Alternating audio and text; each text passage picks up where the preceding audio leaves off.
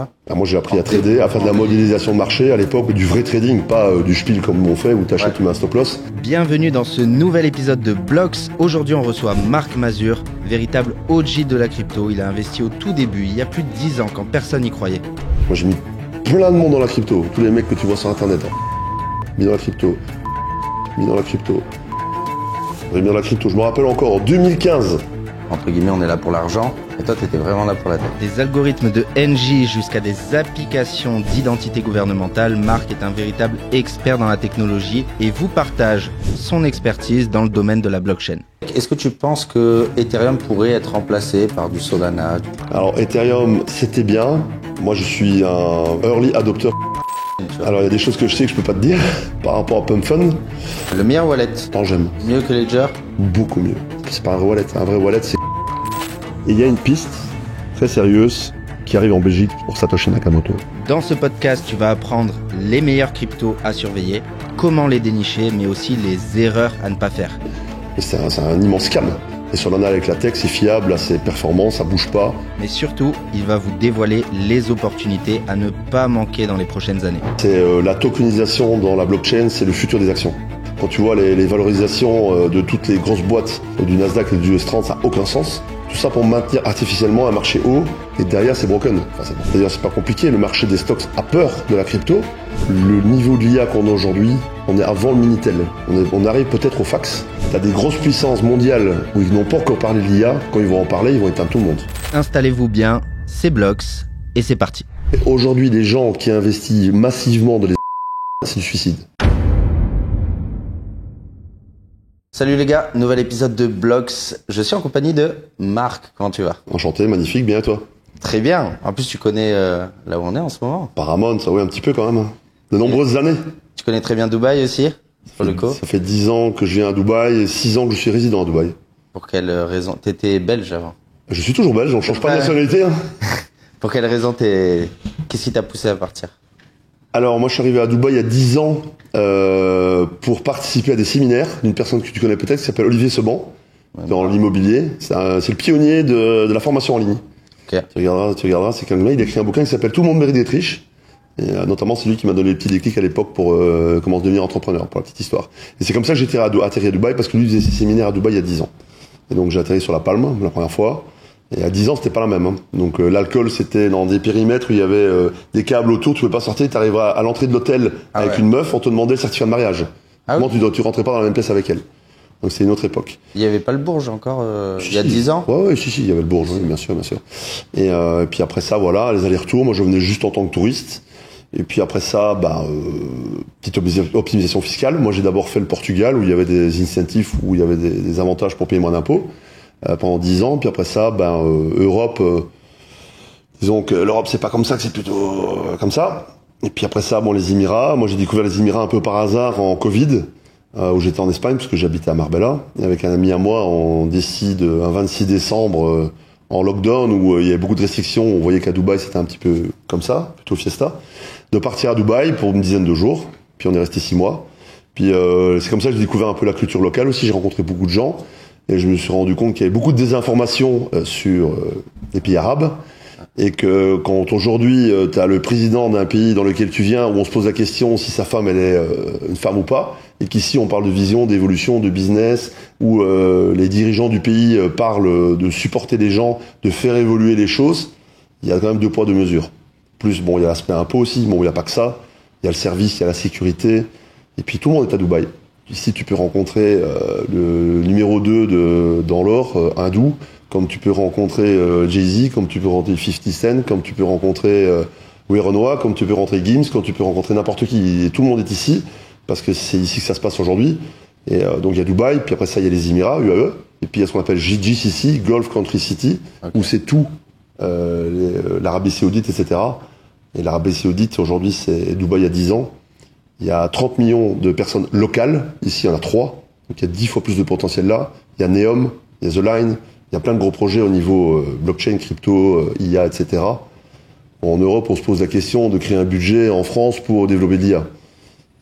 Ouais, il y a un énorme décalage. Il y a un décalage, voilà. Est-ce que tu peux expliquer ce que tu fais, tout ton parcours? Comment t'as commencé ta vie entrepreneuriale? Alors moi j'ai 46 ans, J'ai commencé à travailler en 2000. En 2000, bug de l'an 2000. On se posait la question si Internet allait fonctionner ou pas. Donc on était un petit peu à l'époque du Minitel au niveau d'Internet, je veux dire. Moi, j'ai commencé au niveau vraiment IT, informatique. À l'époque, pour une boîte en Belgique qui s'appelle Electrabel, qui aujourd'hui s'appelle Engie. Moi, je faisais simplement de l'infrastructure, donc data center, serveur, etc.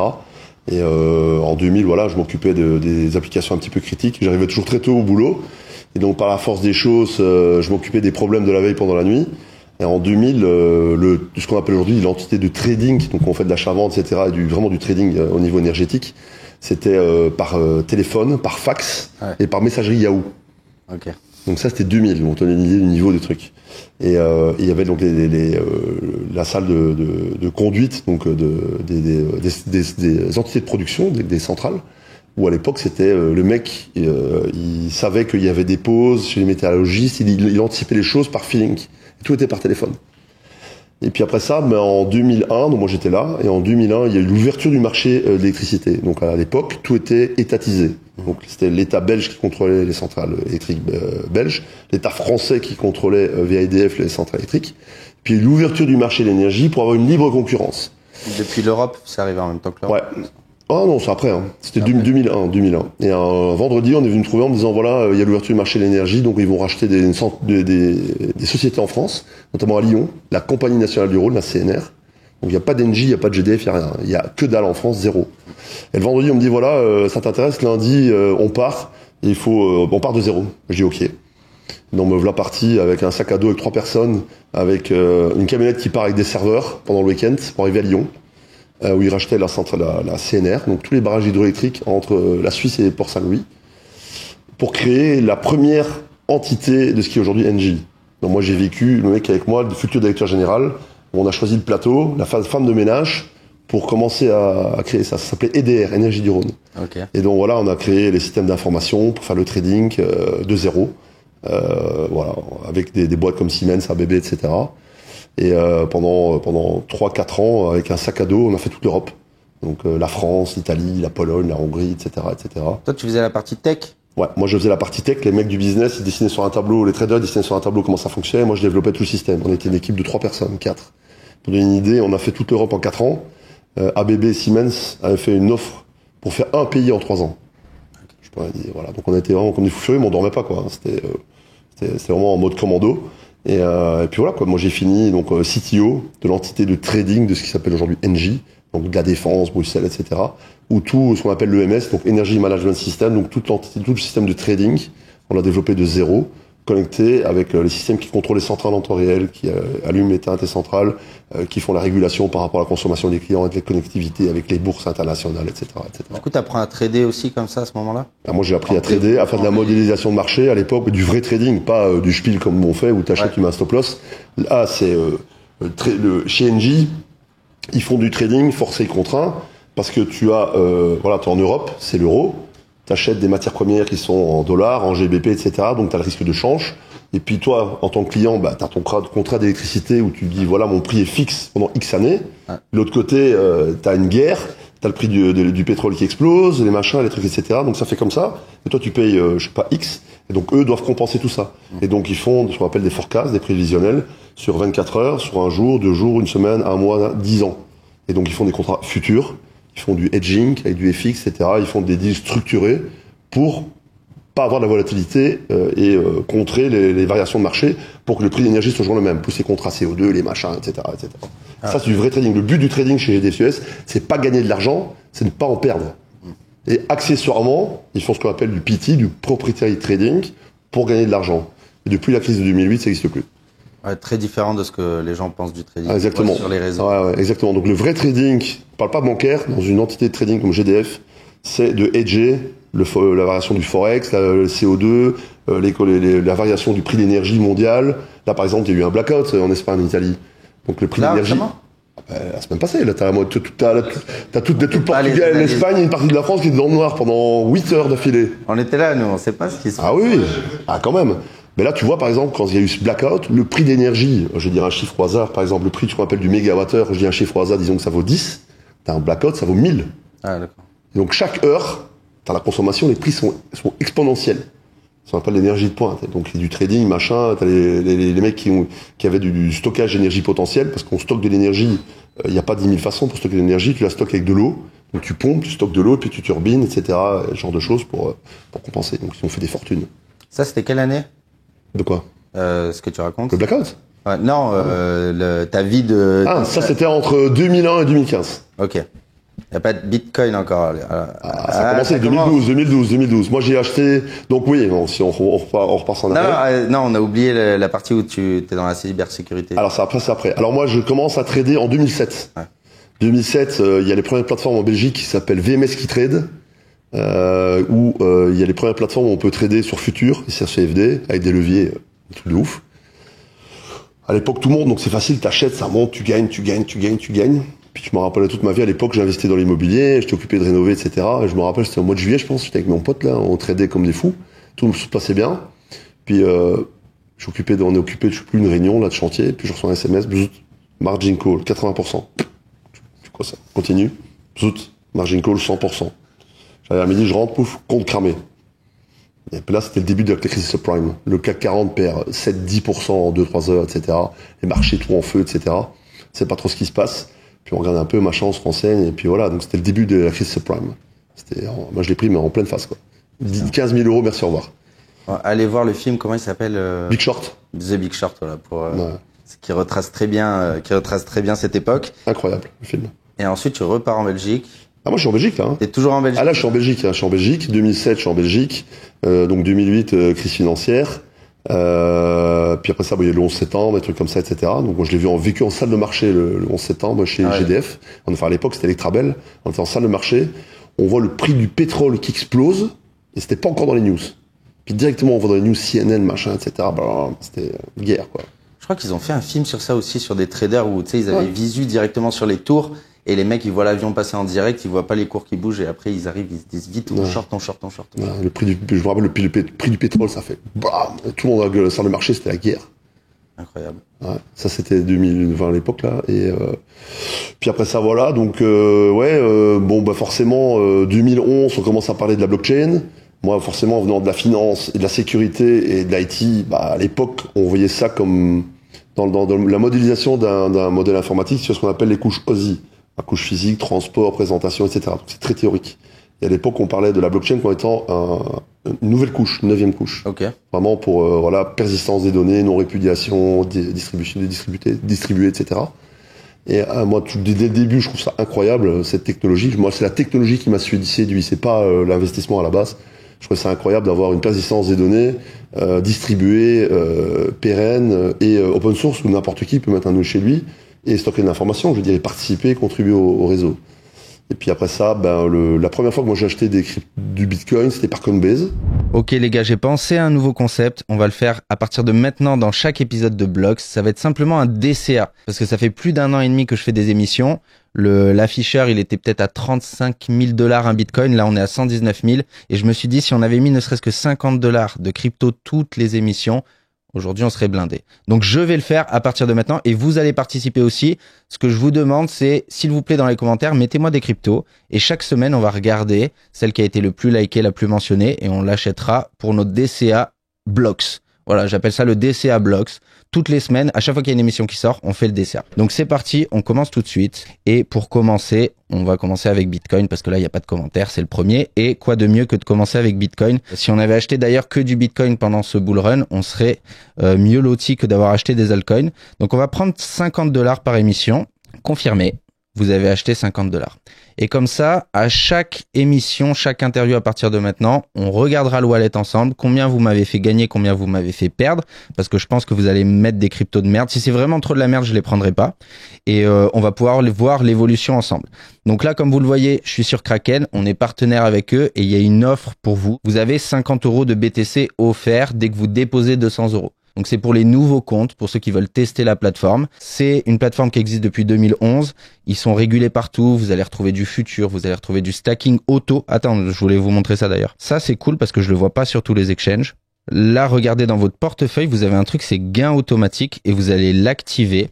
Et ce qu'il va faire, voilà, c'est jusqu'à 12% d'APR par an. Ce qu'il va faire, c'est qu'il va regarder toutes les cryptos que vous avez dans votre wallet. Par exemple, si vous avez du Solana, vous avez rien à toucher. Vous n'avez pas besoin d'appuyer sur stacker, sur quoi que ce soit, vous mettez juste l'option que je viens de faire. Et je crois que c'est tous les 15 du mois, vous allez recevoir un paiement qui correspond à 6 à 8% par an. Donc vous faites ça sur le mois, combien ça fait. Et vous touchez des cryptos en plus. Vous allez toucher des Solana en plus, des Bitcoin en plus, des Ether en plus. Donc évidemment, c'est sur une trentaine de cryptos, je crois. Allez regarder, ça je trouve que c'est très cool. L'interface, elle est cool. Les paiements, c'est facile. Vous avez le lien juste en dessous. Merci Kraken de sponsoriser la vidéo, de nous permettre de faire encore plus d'interviews et de vous régaler sur ça. Et on retourne, c'est parti. Comment tu l'as découvert déjà? Le Bitcoin.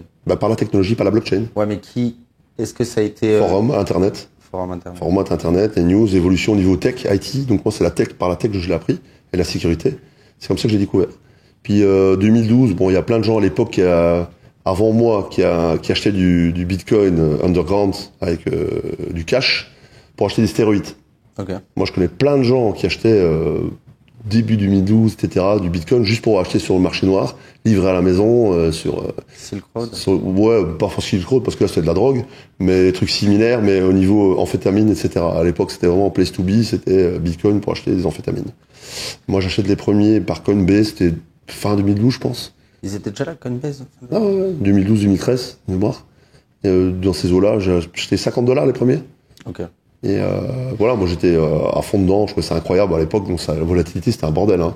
T'achetais à $50, le lendemain c'était à 40, après ça c'était à 35, puis ça monte à 55. Enfin, ça bougeait, mais c'était n'importe quoi. Mais moi j'avais acheté juste pour dire, voilà, de diversifier. Je me rappelle la première fois que j'ai acheté, j'en ai acheté pour 1000 balles, je pense, pour dire deux. Puis alors à l'époque, il y avait pas de ledger, il y avait rien. Donc, moi j'avais créé ma propre clé USB encryptée, parce qu'à l'époque j'étais dans la sécurité, donc des clés encryptées physiques.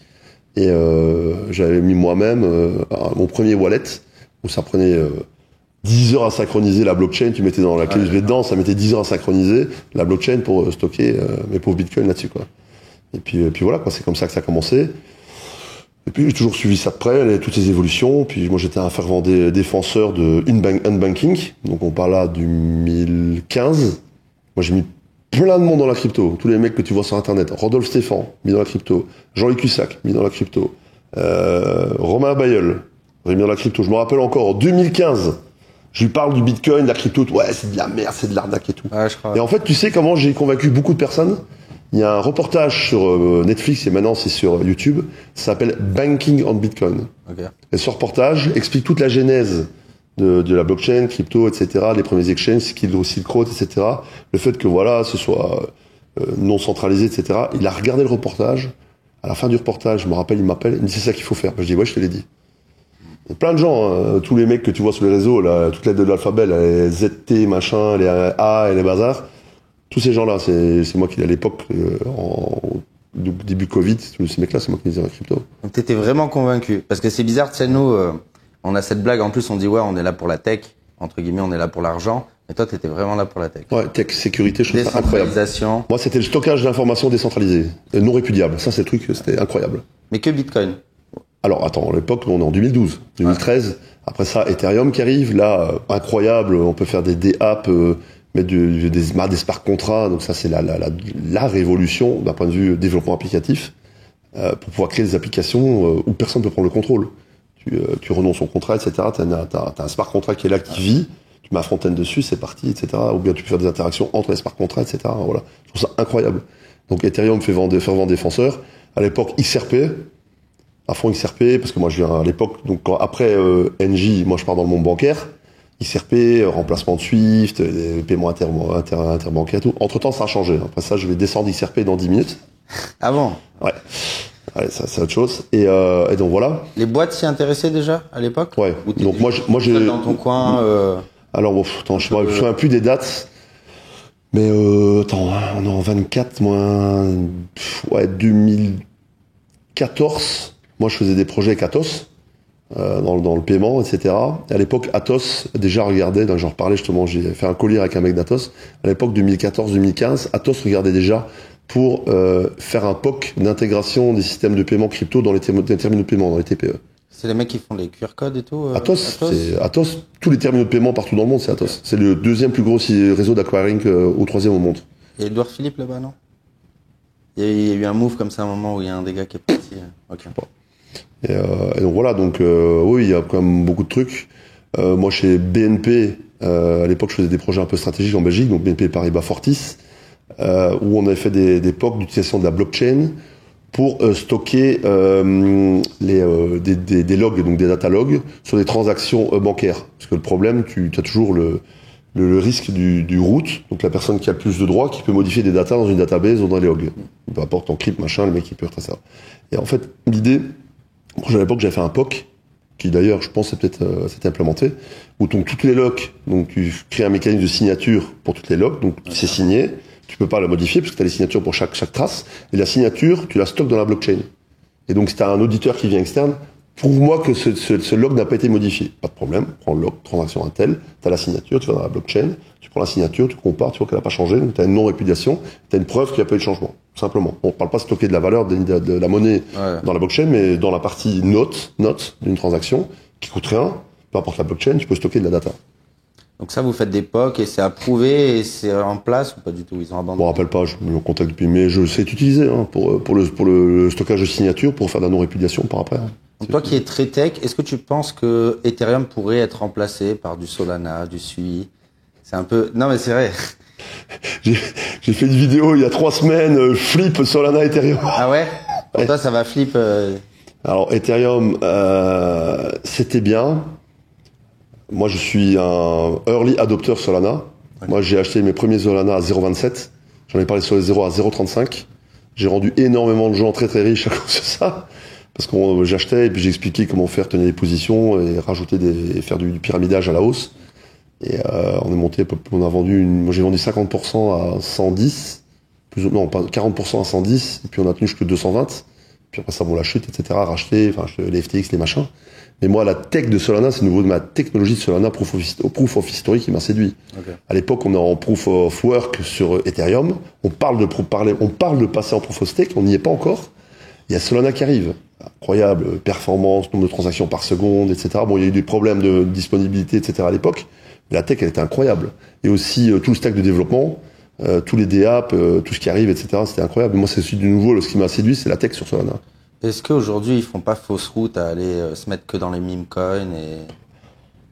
Est-ce qu'aujourd'hui, c'est pas vu comme une shitcoin blockchain, tu vois? Alors, il y a des choses que je sais que je peux pas te dire par rapport à PumpFun, mais on va dire que... PumpFun, c'est rentable. PumpFun, c'est un bon produit, tu vois, mais est-ce que ça ternit pas l'image de Solana d'un point de vue Mastercard, Visa? Ils vont dire, ouais, qu'est-ce qu'on va bosser avec des mecs remplis de dégènes? Non, parce qu'ils regardent la tech. Ils s'en foutent de savoir qu'il y a des dégènes, etc. dessus.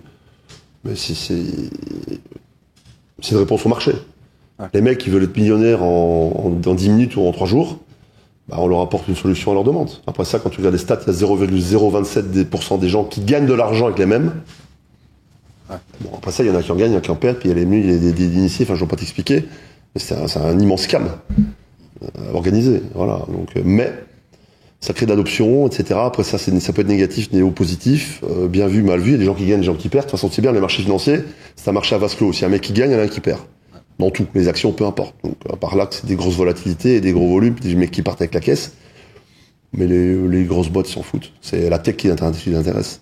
Et Solana, avec la tech, c'est fiable, c'est performant, ça bouge pas, c'est stable, ça a plus craché depuis, maintenant, je pense, 24 mois ou 36 mois.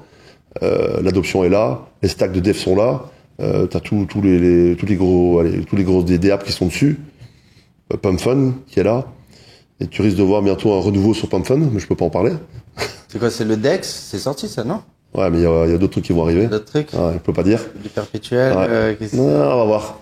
Et je peux pas dire. Et voilà. Mais non, Solana c'est là. Ethereum, pas assez performant, même avec les évolutions, quand tu vois des nombres de transactions par seconde, les coûts de transactions, etc. sur du Solana, l'Ethereum c'est encore à la ramasse, et ça sera toujours à la ramasse, et ils vont jamais arriver à dépasser Solana. Là, il a proposé apparemment un grand changement sur le VM pour que ça devienne beaucoup plus rapide. Après ça, VM, le gros avantage de VM, si tu veux commencer à faire par exemple collatériser les choses, par rapport à des projets que tu fais, etc., il y a beaucoup plus de fonctionnalités, j'ai dit, d'un point de vue utilisation d'une solution que tu mets en EVM qui n'a pas sur Solana aujourd'hui. Après ça, tu as plein de bridges, tu peux faire du wrapping, des machins, etc. Donc toutes les solutions existent pour arriver à faire la même chose. Donc moi, personnellement, je suis plus Solana qu'Ethereum dans le futur. Après ça, tu as des outsiders qui sont là, Sui, comme tu l'as dit. Après ça, il y a d'autres choses qui sont pas encore sorties et qui pourraient être encore mieux. Mais bon, aujourd'hui, moi, je suis un fervent défenseur d'un point de vue Solana, tech, performance, adoption et futur. Quoi. J'ai l'impression que c'était comme ça aussi sur Internet ou dans les langages de programmation de manière générale. Ça a toujours été remplacé par quelque chose de meilleur. Quoi. Tout à fait, mais c'est vrai, c'est ça, voilà. Après ça, dans le langage de programmation, si tu vas en low level, on a toujours la même chose, c'est de l'assembleur. Ouais. Tout est d'assembleur, les drivers, les machins, c'est de l'assembleur, et ça restera toujours d'assembleur parce que c'est le plus performant. Après ça, quand tu passes dans des couches juste au-dessus, super performance, c'est du C, C++, c'est des machins comme ça. Tous les niveaux des langages de programmation au-dessus, c'est parce que les codeurs sont fatigués et ils veulent pas se casser la tête. Et t'arrives à ce qu'on appelle du L4G, où le mec, il prend des blocs, il les assemble, il met des flèches et ça génère une application. Mais bon, après ça, c'est pas performant, etc. Mais si tu veux avoir de la perf, il faut avoir un bon codeur. Rien à faire. Tu m'as dit tout est un scam, et c'est vrai que 99% des cryptos qu'on connaît, dans 5 ans, elles n'existent plus. Qu'est-ce qui n'est pas un scam, justement, dans la crypto? Mais il n'y a pas que la crypto, hein. Il n'y a pas de la crypto, tu vas dans le monde des actions, c'est la même chose, hein. Tu prends toutes les low cap et les trucs qui sont cotés une fois par jour, et 80%, c'est de la merde. Et c'est pas parce que c'est de la crypto, mais c'est comme ça. Et le marché est là pour ça.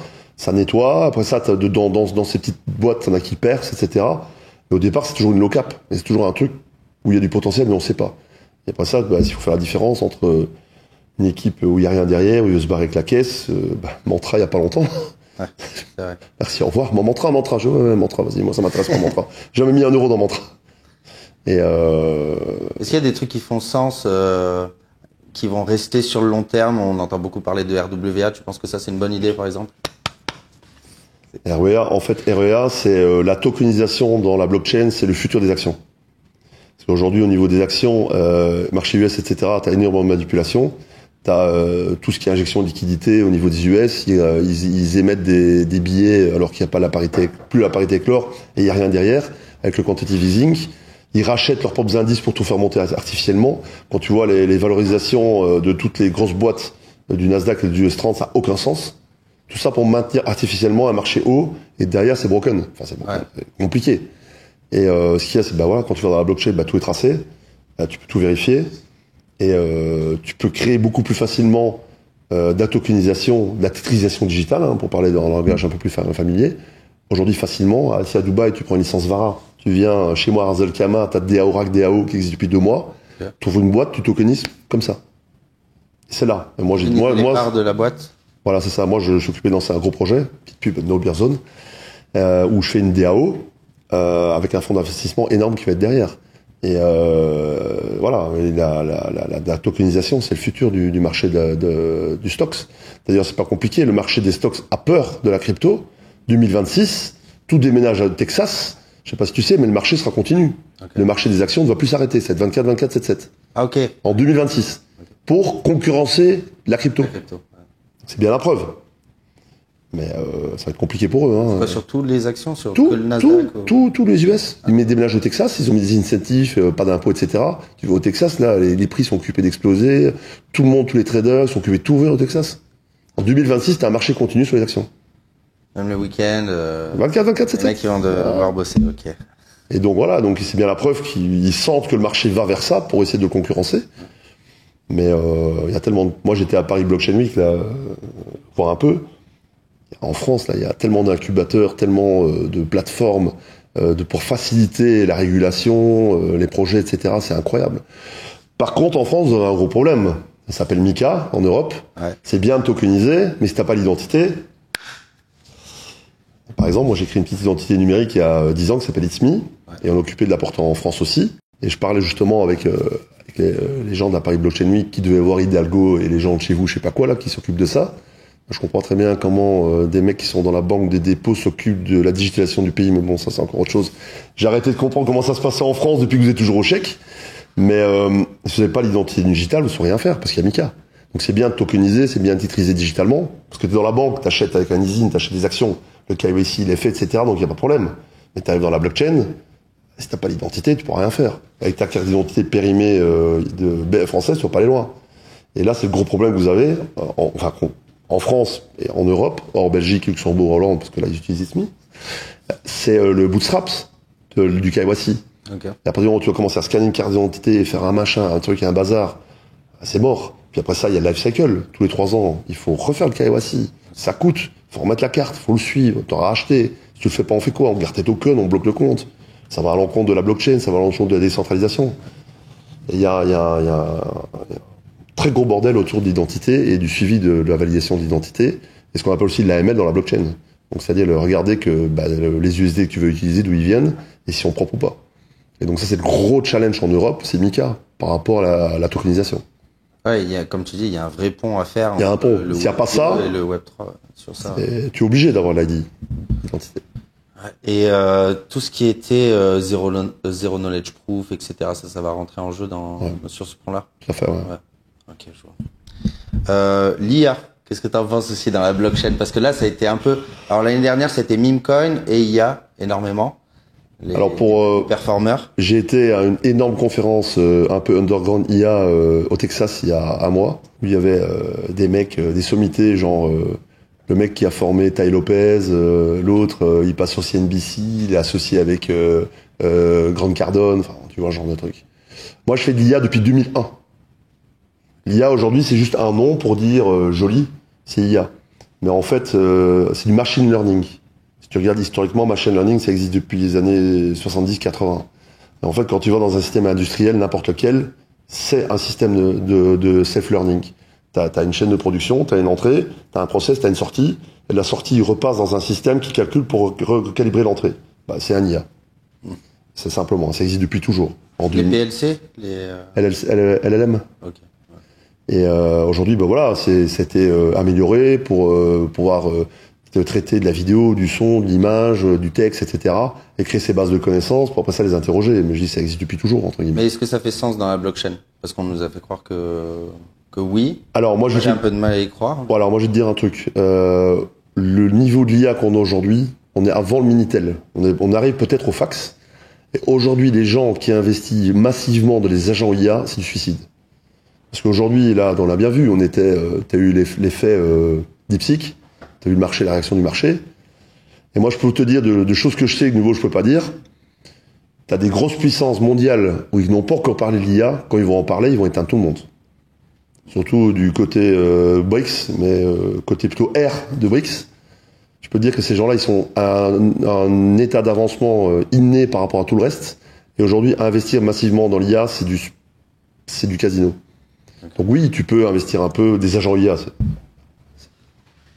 Voilà, je peux même pas en parler, mais il y a par exemple t'as des technologies distribuées de GPU, par exemple le projet GPU qui est de l'infra distribué, qui utilise la technologie de la blockchain pour le tracer, oui, mais dire qu'on met l'IA dans la blockchain, ça n'a aucun sens. L'IA n'a pas besoin de la blockchain n'a pas besoin de l'IA. Bon, de nouveau, tu utilises la blockchain pour stocker de la non-répudiation, de la data, oui. Comme moyen de paiement, oui. Comme moyen de traçabilité sur les transactions, oui. C'est tout, ça s'arrête là. Mais les deux sont pas liés, quoi. Tu me parles de moyen de paiement. Toi, tu penses que la crypto serait un moyen de paiement dans le futur? Ça l'est déjà, hein, on peut déjà l'utiliser, mais globaliser, est-ce que ça aurait un sens? C'est une énorme question.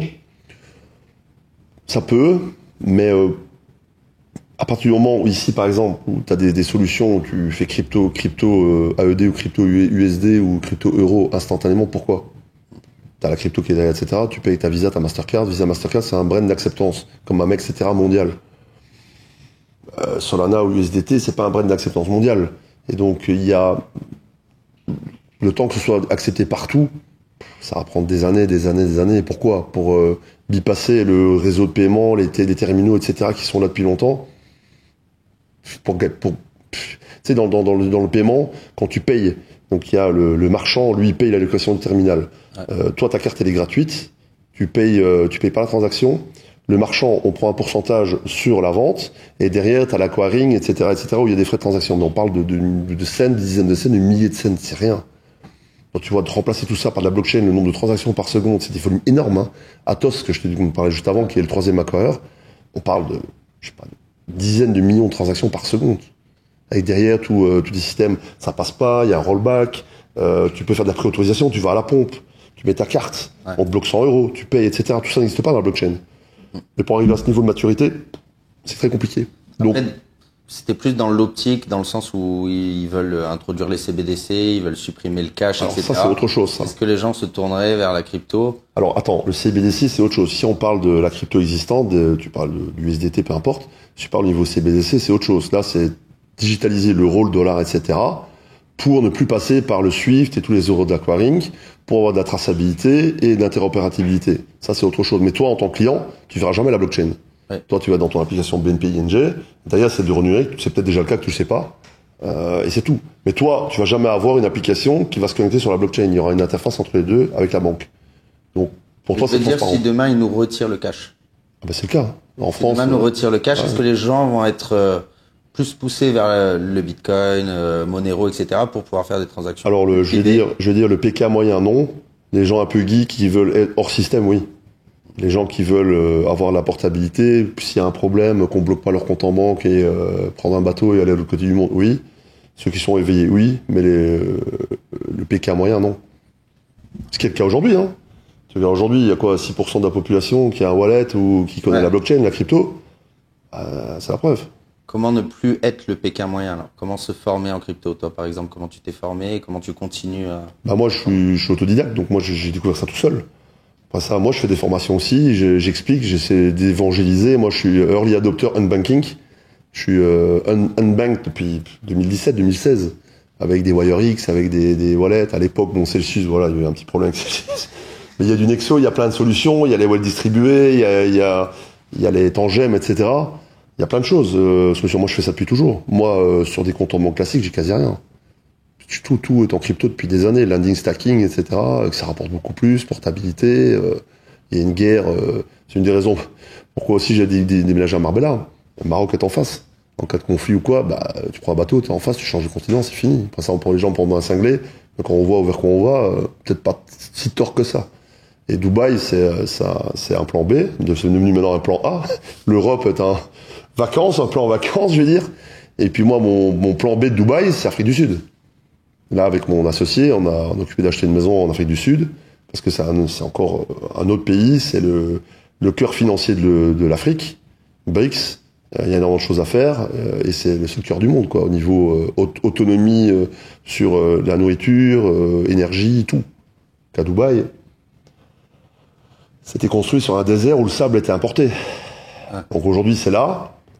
Le shir le dit, hein. Mon grand-père était sur un chameau. Je roule en Range Rover en Land Rover. Mon petit-fils sera à nouveau sur un chameau. C'est pas moi qui le dis, c'est lui. Donc il sait qu'il y a des cycles. Et il sait qu'ici, c'est-à-dire quand tu viens en été, là, l'été passé, il a fait 68 degrés ici. T'imagines, il y a un blackout ici, tout explose, ça reprend en feu en 3 heures. Hein. C'est allé trop vite? Ils ont voulu aller trop vite? Non, mais ils ont fait ce qu'ils avaient, c'est-à-dire ils sont dans un désert.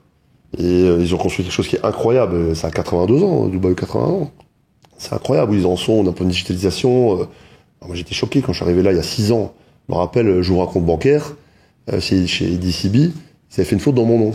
Je vais à la branch là, je vais avec ma carte, je dis il y a une faute dans mon nom. Ah, c'est vous, machin, voilà, truc. Kiosque, la dame elle dit voilà, mettez mon ID, je mets mon ID, bonjour, là, tic tic tic, je mets mon empreinte et tout, qu'est-ce qui se passe? Je dis il y a une faute sur mon nom, pas de problème. Touc. La carte est sortie imprimée, la nouvelle. Ok. Ah là, t'es là.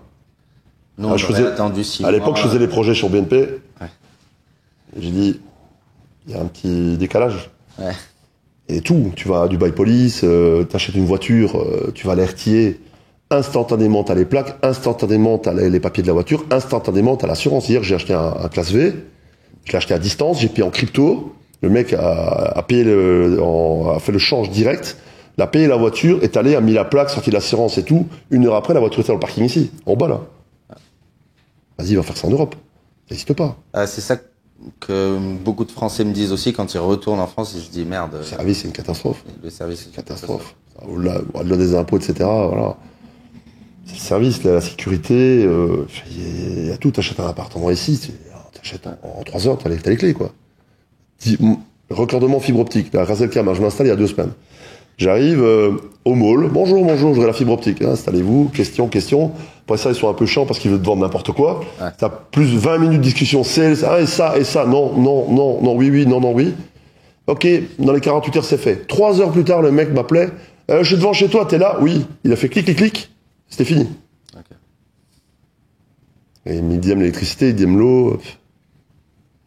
C'est vrai que le service est très bon. On peut pas dire le contraire. Et tout, même l'évolution, regarde au niveau même régulation crypto. Donc ici à Dubaï, on a la régulation VARA, qui est l'équivalent entre guillemets de MiCA, mais positif, pas négatif. Il n'y a pas de restrictions. C'est plus pour faire progresser les choses. Ça a été créé il y a 6 mois. Moi, j'ai attendu 6 mois que ça fasse sa maladie, etc. C'est pour ça que maintenant, je crée aussi mon fonds DAO, etc. ici à Dubaï. C'est magnifique. Ils font que des évolutions. Ils contrôlent. Il y a de la MA, du KYC, etc. Ils font pas n'importe quoi. Mais tout est contrôlé. En fait, à Dubaï, ils laissent la liberté. Ça part en couille, ils contrôlent. Et ça a toujours été la philosophie, pour tout. Ouais. Voilà. Et ça se passe très bien. C'est une bonne idée de monter un projet crypto à Dubaï parce que nous, depuis la France, tout le monde nous dit le montez pas à Dubaï parce qu'on va vous prendre pour des scammers. Non, pas du tout. Il y a très peu de projets legit. C'est faux. C'est faux. En fait, tu peux créer toute ta structure à Dubaï. Et puis après ça, si tu veux avoir ce problème encore de vue Dubaï, les scams, ce qui est faux, parce qu'ici, tu fais une connerie, on te met, tu portes plainte, n'importe qui porte plainte à la police, tu sors plus du pays. Hein. Ouais. Donc le risque ici de faire un scam ici, c'est le suicide. T'es travel ban. Après ça, tu dois tout expliquer, etc. Moi, j'en connais qui ont voulu faire des scams ici NFT, et ils sont restés 5 ans au placard. Hein. Donc faire un scam à Dubaï, c'est la pire chose. Pourquoi on voit tous les influenceurs à Dubaï, là, c'est les ou quoi que ce soit, là, qui nous... Ouais, mais allez, je vais pas le défendre.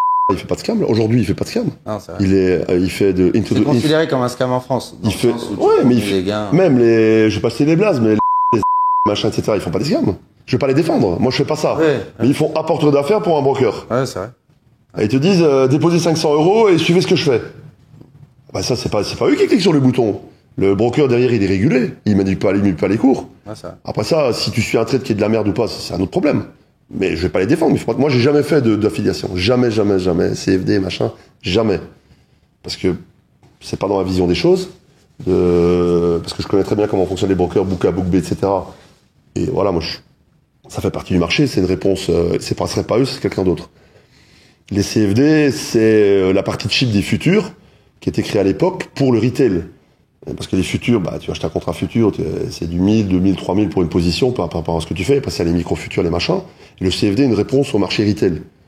Mais le CFD, t'achètes 4 milliards de CAC, le CAC, il bouge pas. Il n'y a pas de contrepartie.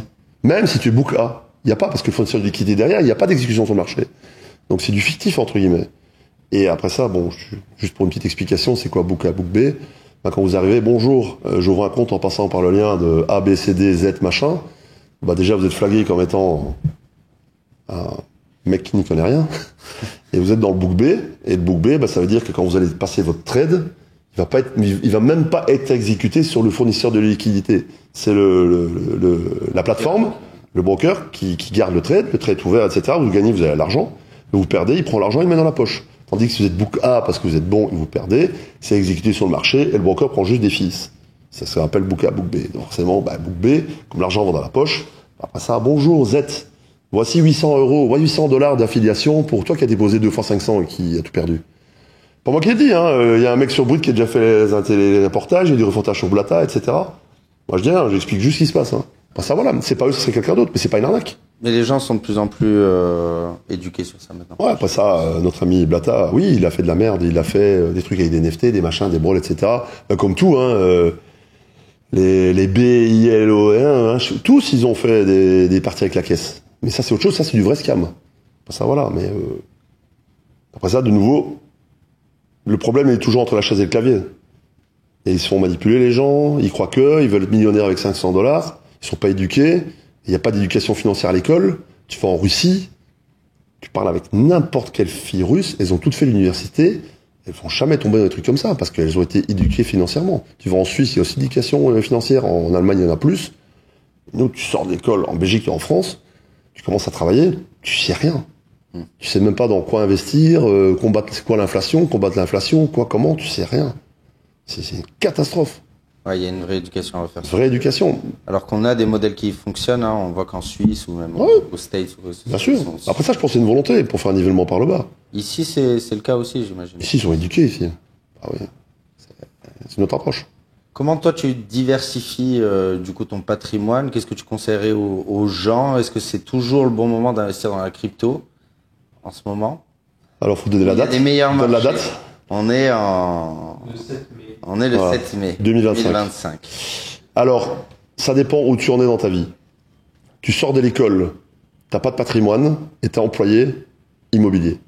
T'as le levier de la banque, t'as des revenus, etc. Tu vas acheter un petit appart, un machin, etc. Tu restes un peu chez tes parents, tu tires un peu dessus, t'as des revenus qui rentrent en immobilier. Et moi, mon conseil, c'est simple, tu as de l'immobilier, tu arrives à dégager un peu de valeur, un peu de revenus sur l'immobilier, donc de la plus-value. Là, tu investis dans la crypto. Donc tu investis pas ton capital, tu investis la plus-value générée par l'immobilier pour acheter un actif plus risqué. Après ça, l'avantage de la crypto, c'est que c'est volatile. À un moment où on parle, là aujourd'hui justement, il y a les taux d'intérêt FOMC. FOMC aujourd'hui, ouais. Il y a beaucoup de liquidités beaucoup de USDT, de liquidités qui ont été apportées dans le marché hier. Donc, normalement, les taux ne devraient pas changer. Moi, je pense qu'ils pourraient peut-être baisser. C'est pas, ne me tapez pas, je pense, on verra. Et je pense que ça pourrait éventuellement repartir à la hausse aujourd'hui. À voir, ça stagne depuis des 4-5 semaines. Il n'y a rien à faire. Après ça, déjà, rien qu'il y ait du stacking, tu fais 12, 13, 14%. Sans rien faire. Le stacking, c'est le nouveau livret A un peu. On devrait plutôt mettre. Les gens devraient épargner. Ton livret A, il a combien? 1,5, 2? 3? 2,5? L'inflation est combien? 7? Voilà, donc livret A, tu perds de l'argent. Dans 10 ans, tu as perdu la moitié de l'argent que tu as sur ton compte en pouvoir d'achat. Tu fais un stacking normal, tu es à 7, 8, 10, 12, tu peux aller jusqu'à 15. Donc tu fais deux fois l'inflation. Voilà. C'est un problème, les gens ne voient pas. En fait, ce qu'ils ne comprennent pas, les gens, c'est le facteur temps. Et quand tu t'achètes de façon régulière, tu fais du DCA, bêtement, moi, mes enfants, j'achète depuis qu'ils sont nés du Bitcoin, $50 tous les mois. Je te laisse regarder, ils ont 14, 15 ans. Je laisse imaginer la valeur du portefeuille. C'est rien. Automatique, j'achète tous les mois $50. Il n'y a rien de fabuleux. Puis après ça, t'as l'effet cumulatif, l'effet DCA, etc. Et sur du long terme, c'est la meilleure chose à faire pour les enfants, c'est ça. Et ça coûte rien. Tu peux mettre 20 euros, tu peux mettre 10 euros. Tu fais ça automatique. Et ce qu'il y a, c'est que les gens ne comprennent pas que c'est sur 10 ans, c'est rien dans une vie. Et pour faire 1 million d'euros, en mettant 50 euros en stacking et en faisant un peu d'achat de façon régulière, tu les fais facilement. Je vais pas me regarder, il se prend pour qui? C'est mathématique. Ouais. Ça s'appelle l'intérêt composé. Et il faut juste réfléchir et le faire correctement. C'est tout. Et le problème, de nouveau, pas d'éducation. Puis après ça, tu commences dans l'immobilier, tu as le vecteur de la banque, enfin, le levier de la banque, avec des taux d'intérêt aujourd'hui qui sont bas. Moi, mon père, dans les années 70, 78, 78 pour les Belges, les taux d'intérêt, ils étaient à 18, 20%. Là, on parle de 3, 4, 5. L'argent est gratuit aujourd'hui.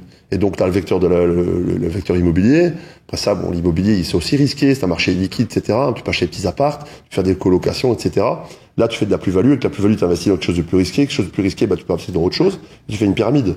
Et moi, aujourd'hui, tu sors de l'école, tu es employé, investis dans l'immobilier, tu n'as pas d'argent. Tu vas pas mettre 100 balles dans la crypto, ça n'a aucun sens. Puis une fois que tu as des revenus, tu as du capital, oui, investis dans la crypto, fais développement personnel, il y a dropshipping, e-commerce, il y a 10 millions de choses à faire qui rapportent toujours aujourd'hui. Aujourd'hui, les gens, ils voient Bitcoin à 100 000, ils se disent, j'ai loupé le truc. Non. Ceux qui font vraiment de l'argent, c'est ceux qui étaient au début. Alors attends, cette histoire-là, toute ma vie, Bitcoin à 100, trop tard. Bitcoin à 500, trop tard. Bitcoin à 1000, trop tard. Bitcoin à 10 000, trop tard. Bitcoin à 20 000, trop tard. 1 million, trop tard.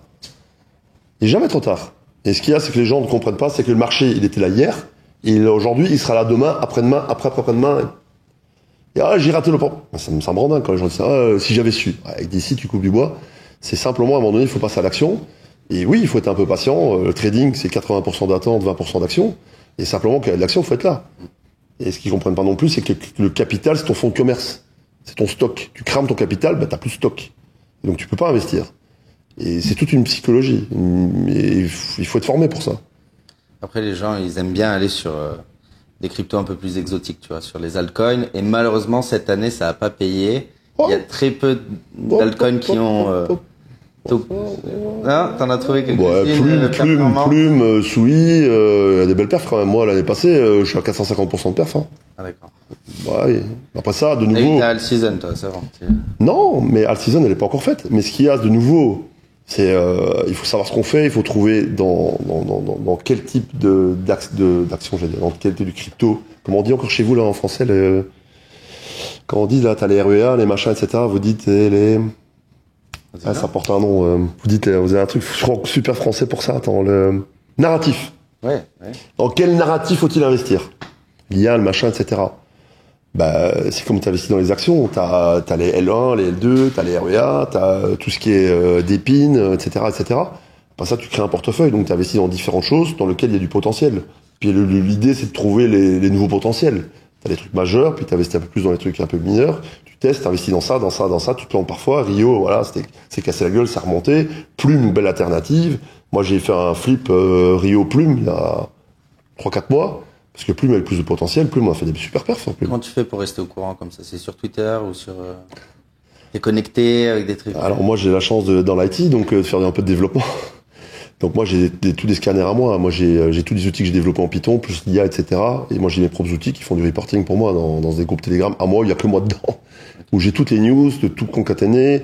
J'ai des social indicators que moi j'ai créés. Donc il prend toutes les news sur Twitter, dans tous les trucs. Et ça me dit voilà, il y a une vague sur Plume, il y a une vague sur machin, etc.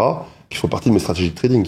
Je fais une petite pause pour vous parler de l'appli Blocks. C'est moi qui l'ai développé, vous allez tout retrouver dessus. Un chat pour parler avec les gens, les actualités tous les jours, des quiz et des cours sur la blockchain, et également un bot que j'ai développé moi-même qui vous permet de gagner du temps, de scraper Twitter en temps réel et de vous remonter toutes les informations importantes, dont des crypto pépites. Si vous l'avez pas encore sur le store, c'est Blocks Crypto. C'est encore une alpha, c'est-à-dire qu'on va rajouter de plus en plus de trucs. Si vous avez des retours à me faire sur l'appli, mettez-les moi ici et on retourne dans l'émission. Donc il y a le fondamental, il y a l'indicateur social, il y a la technique, etc., etc. Et moi j'ai tout ça automatisé.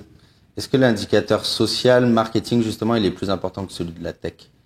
Est-ce que tu vas plus investir dans quelque chose qui est hype ou quelque chose qui est bon? Non, tout est complémentaire. En fait, t'as tous ces indicateurs qui font que vert, super vert ou rouge, qui font que tu mets plus ou moins dans une position ou dans un truc plus ou moins.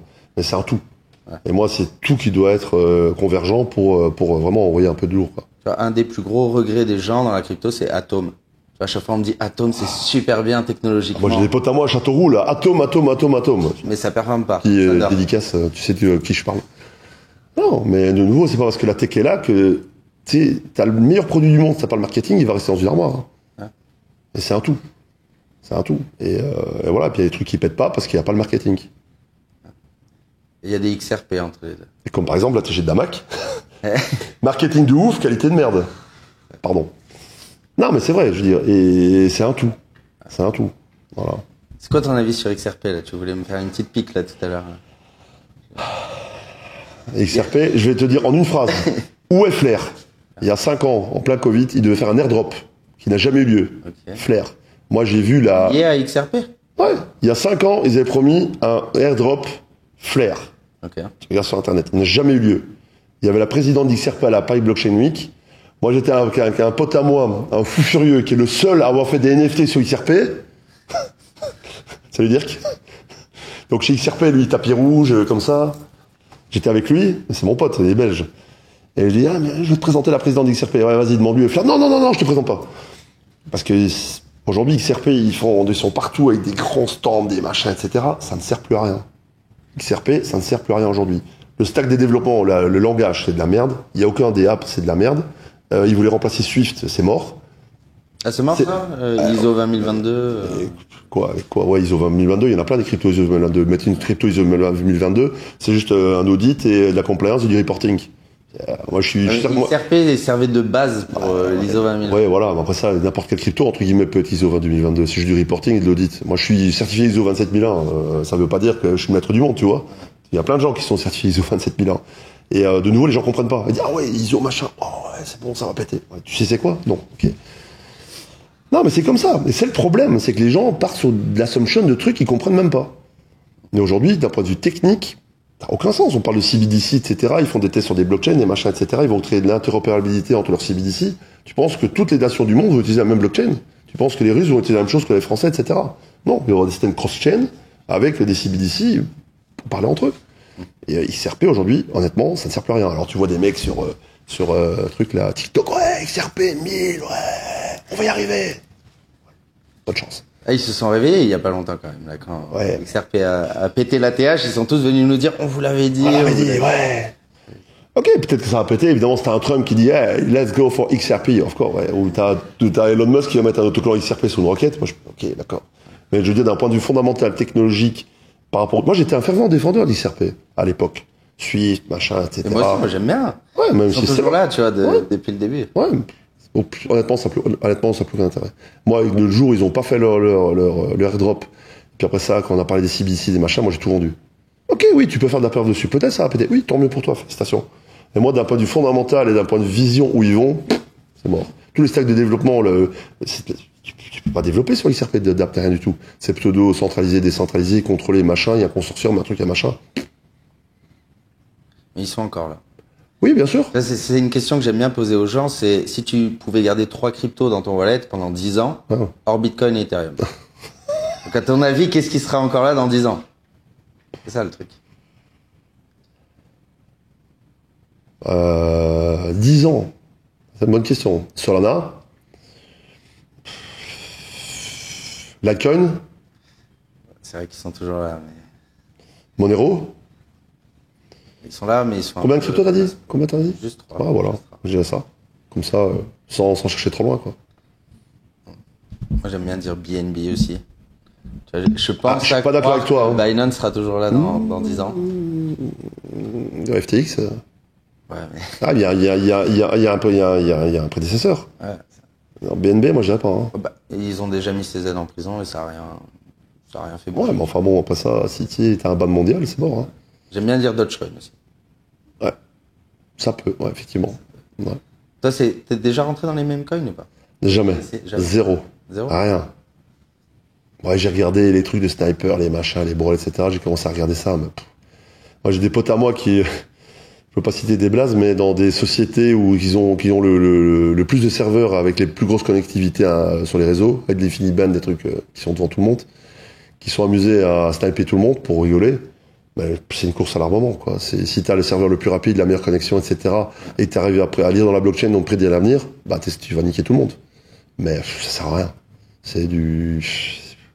Est-ce que ça reste quand même un vecteur d'adoption et ça ramène du monde dans la blockchain? Ou ça la décrédibilise? Tu vas rigoler dans ma réponse. Comme dirait Nabila, quand on parle de bien au normal de quelque chose, de toute façon on parle de quelque chose, et on le retient. Je sais pas. C'est une bonne question, je sais pas, parce qu'il y a quand même eu beaucoup de gens qui ont eu beaucoup d'argent. Quand tu vois Trump avec Melania, les machins, les trucs, c'est n'importe quoi. Là. Le truc, le mec, il devient président dans les 48 heures, il fait de la merde. Donc, je sais pas, j'ai pas de réponse à la question. Honnêtement, je sais pas. J'ai l'impression que c'est une grosse part de l'écosystème hein, quand même maintenant. En volume, oui, hein. En transaction, ouais. Mais là, ça s'est calmé, mais ouais, tout à fait. Ouais. Pareil, c'était comme à l'époque les NFT. Hein. Les NFT, c'était à l'époque. Tu sais qu'à l'époque, il y a 5 ans, le plus gros volume de transactions sur Ethereum, c'était un scam. Hein. Ouais, c'était le numéro 1. C'est à cause de ça que les prix de transaction étaient élevés, c'était un scam. Donc, tu penses que ça pourrait revenir les NFT quand même? Moi, j'utilise toujours des NFT, je fais des levées de fonds en NFT. Hein. Bah, après ça, l'art, les machins, etc. La technologie du NFT et le fait de titriser quelque chose, la technologie, elle est bien. Non-fungible token, elle est bien. Mais par rapport à son utilisation, les singes, les machins, les brawls. Ouais. Mais NFT, moi, très prochainement, tu vas voir, je vais utiliser des NFT. J'en parle pas parce que c'est un truc un petit peu confidentiel dans le monde de la musique. T'as plein de trucs confidentiels. Ah, j'ai plein de choses confidentielles, moi. Je suis très connecté.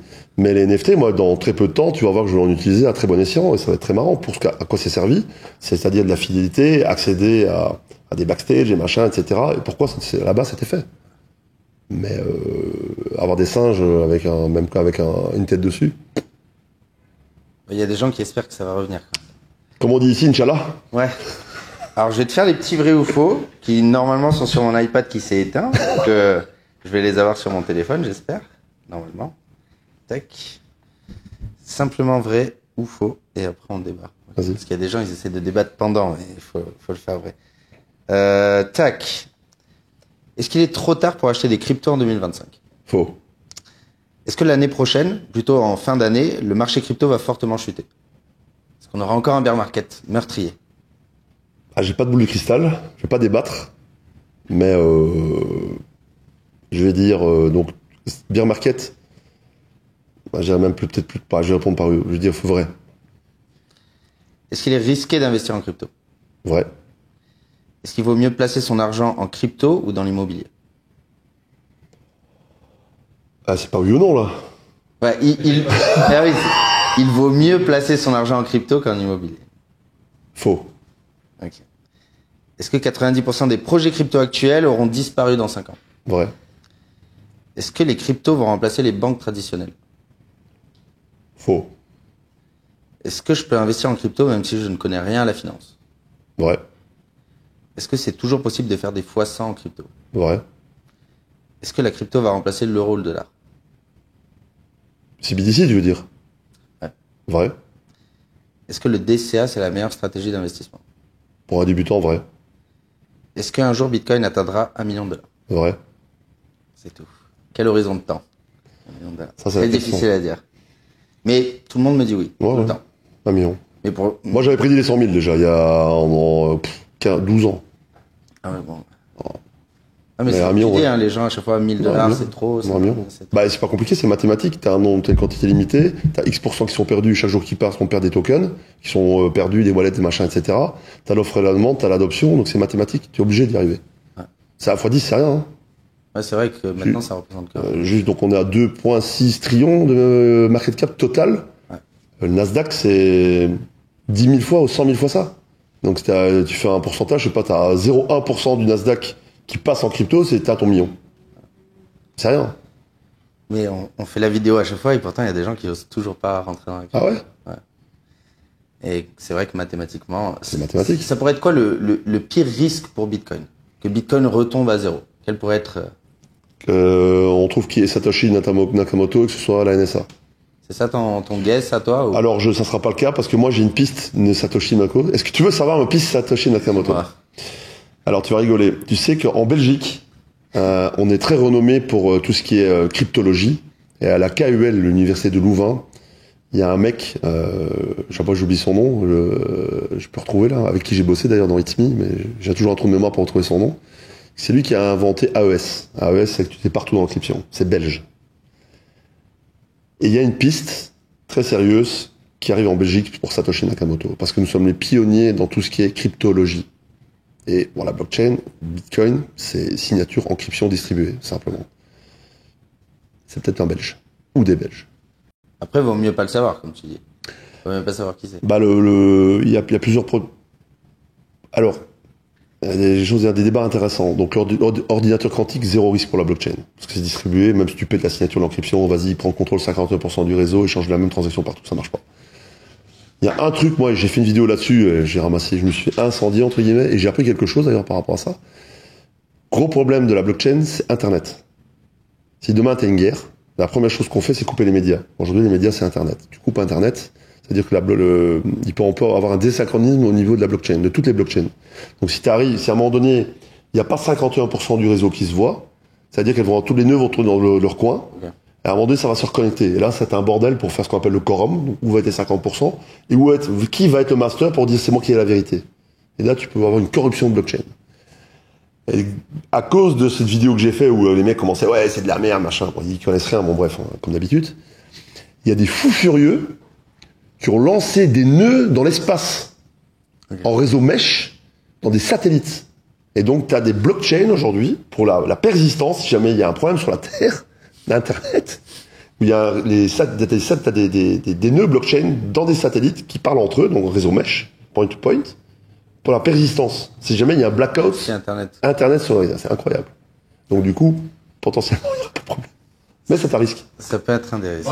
Ouais, Prenel, Bart Prenel. Bart Prenel. Donc c'est pas le nom comme ça. Non, mais lui, il est connu, c'est lui qui a inventé AES, etc. C'est un mec, c'est une sommité dans la cryptologie. Et il y a des pistes qui arrivent en Belgique. Très sérieux. Donc on a le chocolat, les frites, on a quand même la musique électronique. Tu sais qu'à la KUL, c'est là qu'on a invité les premiers sons électroniques. Ok. Et la house et l'électro vient de là. Bon, après ça, partir Hollande, Allemagne, États-Unis, etc. Bon, ça, on a Tomorrowland. Et on a peut-être Satoshi Nakamoto. C'est la On va première faire fois le buzz avec cette vidéo. C'est la première fois que je l'entends. Mais c'est une vraie piste, hein. Moi, je suis bien renseigné, c'est une vraie piste. T'as envie de savoir, toi? T'as vraiment envie de savoir ou... Ouais, parce que d'un point de vue, je veux dire, quand même, reconnaissance de ce qu'il a créé, c'est incroyable. De toute façon, les wallets, tout ça, il a plus accès, il a tout cramé et tout. Ouais, tu penses que les wallets bougeront cramé. plus? Non, c'est cramé, c'est sûr. Mais d'un point de vue, je veux dire, historique, technologique, c'est incroyable. Puis l'adoption qu'il a créée, c'est incroyable. Mais moi, la NSA, c'est certain que c'est pas, parce qu'à l'époque, ils étaient à la rue. Donc c'est certain que c'est pas eux. À cette époque-là, en 2012, il y a rien. Donc, Mais comme beaucoup de gens disent aussi, si toi t'as pu remonter une piste, pourquoi c'est très peu probable qu'aujourd'hui le FBI ou quoi, ils aient pas déjà identifié le mec, tu vois. Pas par les emails, les serveurs. je pense qu'ils s'en foutent. Ça va changer quoi leur vie? Ouais. Tu sais, les bitcoins, ils les saisissent, ils les revendent, point barre. Qu'est-ce que tu veux savoir qui c'est derrière? Ils savent qu'il n'y a pas. Que c'est cramé, etc., que les wallets, ils sont inaccessibles. De toute façon, les audits ont été faits, à part A plus B, la blockchain, etc., c'est non répudiable, tu peux pas la manipuler. On ne va rien se passer.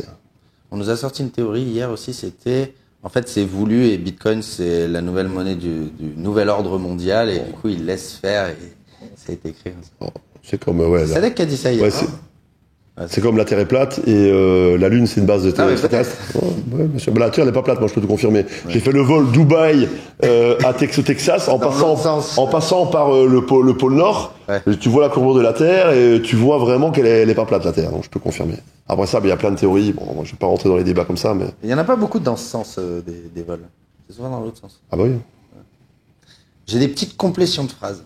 Pardon. C'est quoi complétion? Je t'ai dit le début, tu me dis la fin. Oula. Quelle crypto pourrait dépasser Bitcoin? Aucune. La crypto qu'il ne faut surtout pas acheter. La crypto qu'il faut surtout pas acheter. Je sais pas. Mantra. C'est sûr. La dernière crypto que j'ai achetée. Solana.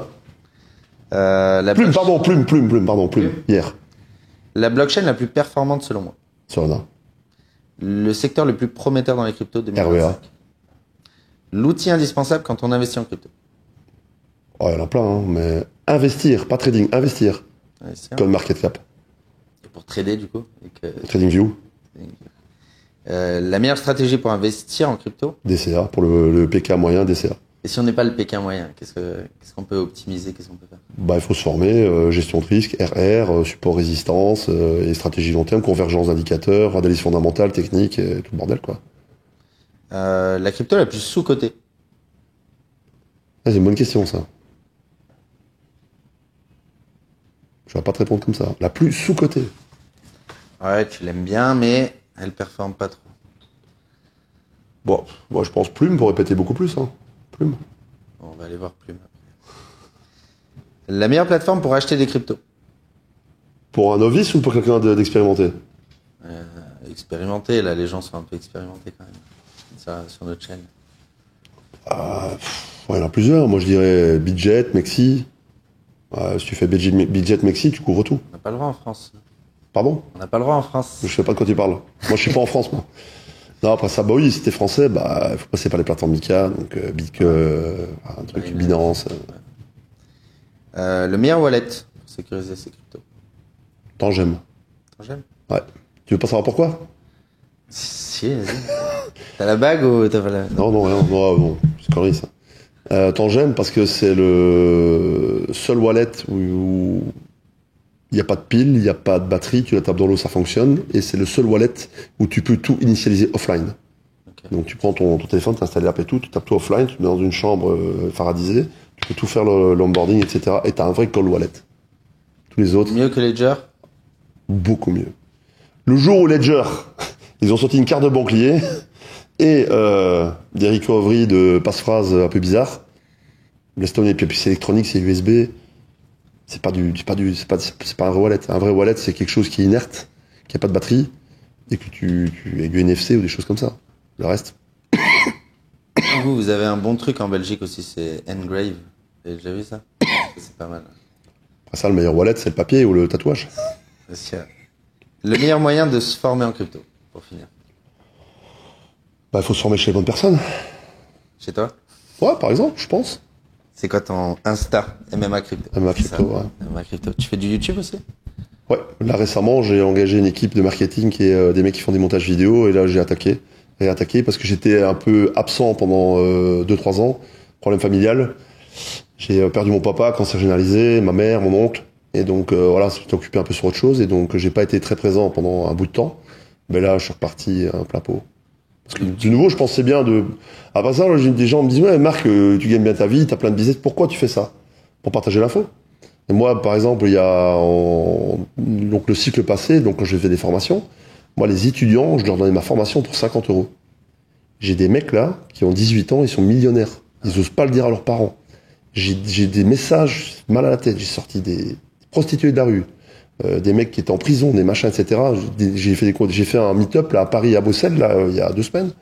J'ai des mecs qui sont venus me trouver après, tu sais, maintenant ils me disent j'habite en Suisse, j'étais dans la rue, mon père était dans la rue, maintenant j'habite en Suisse, je roule en Ferrari grâce à toi. Des messages, je peux t'en montrer des dizaines, Solana, machin, un truc, plein. Ça fait plaisir aussi. Il n'y a pas de concurrence, il n'y a pas d'ego. Moi je trouve qu'on doit tous monter ensemble, et puis si tu fais mieux que moi, explique-moi. Et c'est comme ça qu'on peut partager l'information. Et apprendre à pêcher, c'est quand même mieux que fournir du poisson. Ouais. Et moi, j'ai toujours eu cette philosophie-là. Et c'est comme ça que ça fait progresser les choses. Si t'avais pas des mentors, moi, t'avais pas des Olivier Seban, des gens qui expliquent, des machins, etc., on progresse pas. Mais c'est vrai que la phrase que tu dis, elle ressort tout le temps dans les commentaires et tout. C'est ouais, si t'es si fort que ça en crypto, qu'est-ce que tu fous sur TikTok ou ça? Alors moi, TikTok, je le fais pour m'amuser. J'ai 1200 followers. Instagram, j'ai 11 000. Je m'en bats. J'ai mon Snapchat, j'avais 60 000 followers, il a sauté, je l'ai même pas recréé. Moi, TikTok, je le fais parce que ça m'amuse. Le jour où ça m'amusera plus, je le ferai plus. C'est bien. Ouais. Je m'en fous. Et j'ai petit Twitter. J'étais avec Asher dans un side event. Je connais Asher depuis perpète. Je le vois et tout, on parle et tout. Et même lui me dit, t'aurais fait Twitter, t'aurais été plus fort que moi sur les réseaux. T'aurais le numéro 1 français, je sais pas quoi là. À Twitter, ça me casse la tête. Moi, j'ai pas envie de le faire. Quoi. Bon, voilà, après ça, c'est des choix. Moi, je dis. C'est vrai que Twitter, c'est assez hard. Hein. Sur les cryptos, faut y passer du temps. Quoi. Moi, j'ai pas le temps de faire ça. Moi, j'ai fait mes business, j'ai mes trucs. J'ai pas le temps de faire ça. Voilà, quoi. C'est la vie, une question de choix. Et merci beaucoup. Hein. Avec plaisir. Très beau t-shirt aussi. Très beau t-shirt. Ah, tu connais? Ah, depuis très longtemps. T'es fervent défenseur ou? Ouais, c'est pas mal. Hein, depuis longtemps. T'es passé team hyper liquide là? Non, moi je suis toujours des DXI, c'est bien. Et moi historiquement d'ailleurs, moi j'ai fait des projets avec des mecs qui sont. C'est dans quel pays encore Merde, j'ai un trou de mémoire. Bref, j'ai oublié.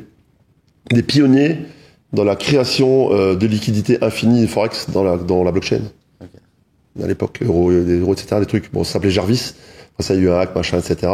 Mais il était chez moi là il y a 2 semaines. On était pionniers. Il y a 15 ans, on commençait à faire ça. Pas 15 ans, j'exagère, mais 10 ans. Et c'est le futur. Hein. Le forex dans la blockchain, c'est le futur. Ouais.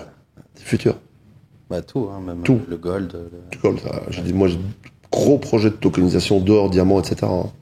Ouais, c'est vraiment top. Hein. Les gars, essayez de vous décentraliser le maximum possible. Hein. C'est vrai que c'est des plateformes qui sont assez dures à prendre en main. La DeFi, après ça, il y a des gens comme toi, moi, etc., qui expliquons, qui pérennisons, etc. Et je pense que c'est important d'apprendre parce que c'est le présent, mais c'est le futur. Ouais. Voilà. Merci beaucoup. Avec plaisir.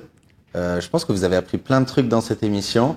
On en fera peut-être une deuxième aussi. Avec plaisir. Tu m'as dit que tu avais énormément de trucs. Sur ma vie, là, ma vie, ça c'est Netflix. Vous nous mettrez dans les commentaires.